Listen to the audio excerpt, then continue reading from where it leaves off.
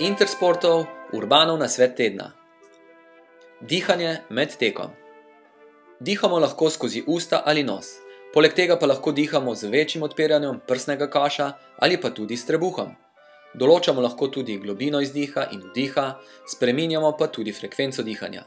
Lahko naredimo dvojni izdih in en vdih, vdih skozi nos in izdih skozi usta, v bistvu pa obstaja še nešteto različnih kombinacij vseh teh spremenljivk. Pri tem dobronamerno in seveda v šali opozarjam samo na to, da pri vsej svobodi izbire ne pozabimo na dihanje. Brez njega ni življenja. Z načinom dihanja pa lahko vplivamo tudi na naše tekaške sposobnosti. Dihamo namreč zaradi preskrbe celic s kisikom, ki ga naše telo potrebuje za energetsko presnovo v celicah, pa tudi zato, da ogljikov dioksid, ki pri tem nastaja, izdihamo iz telesa. To pa še ni vse, čemur služi dihanje.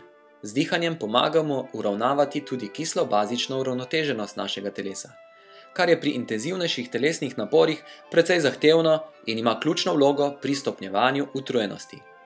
Dihanje pa spodbuja tudi venski in limfni obtok, saj z globokim dihanjem vplivamo na spreminjanje pritiska v trebušni votlini, kar pomaga limfnemu in venskemu obtoku na poti proti srcu. Torej, kakšno dihanje je najbolj primerno?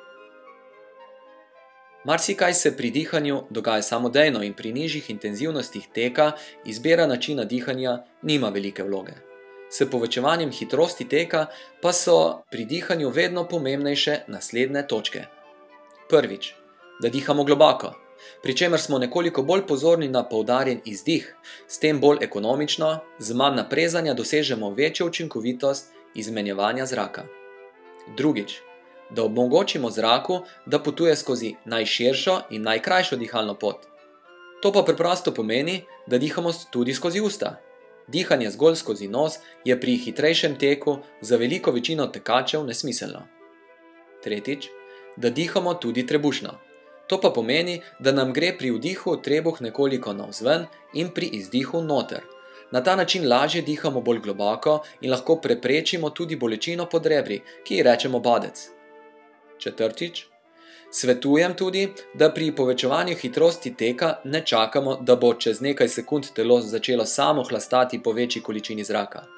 Predlagam, da kar vzporedno s povečanjem hitrosti teka ali na primer klanca začnemo dihati intenzivneje. Petič, za ljudi, ki imajo težave z astmo, je povečana vlažnost vdihanega zraka koristna. V tem primeru je priporočljivo, da tudi dihajo skozi usta, a tako, da potisnajo jezik proti nebu. Na ta način se zrak v ustih nekoliko bolj zavrtinči in se zato bolj navlaži in tudi ogreje, kar pa nam lahko vsem pride prav tudi po zimi. Zdaj pa nekajkrat globoko, na polna pljuča vdihnimo in izdihnimo. To nas bo sprostilo. Srečno!